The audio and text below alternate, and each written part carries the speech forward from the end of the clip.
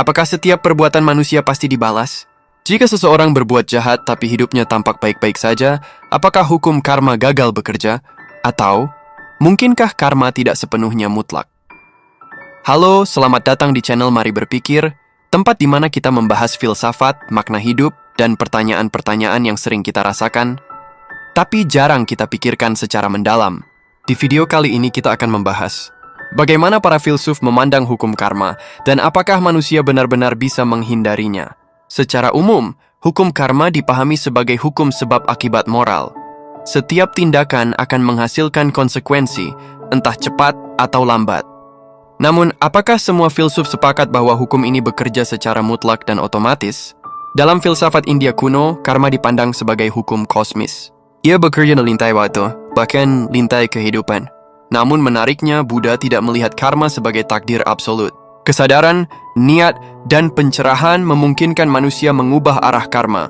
Para filsuf Stoa seperti Epictetus tidak berbicara tentang karma, tetapi tentang hukum alam dan konsekuensi rasional.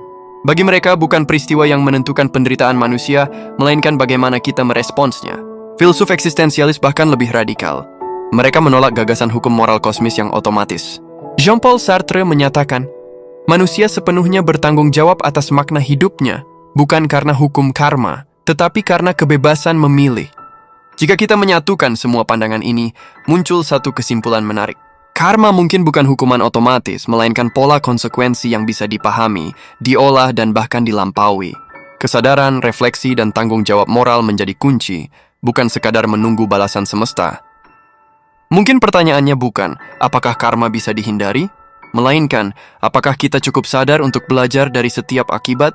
Karena pada akhirnya, filsafat tidak memberi jawaban pasti, tetapi mengajarkan kita cara berpikir yang lebih jujur tentang hidup. Menurut kamu, apakah hukum karma itu mutlak? Atau hanya cara manusia memahami sebab dan akibat?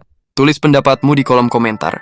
Jika kamu suka pembahasan filsafat seperti ini, jangan lupa subscribe dan nyalakan lonceng notifikasi.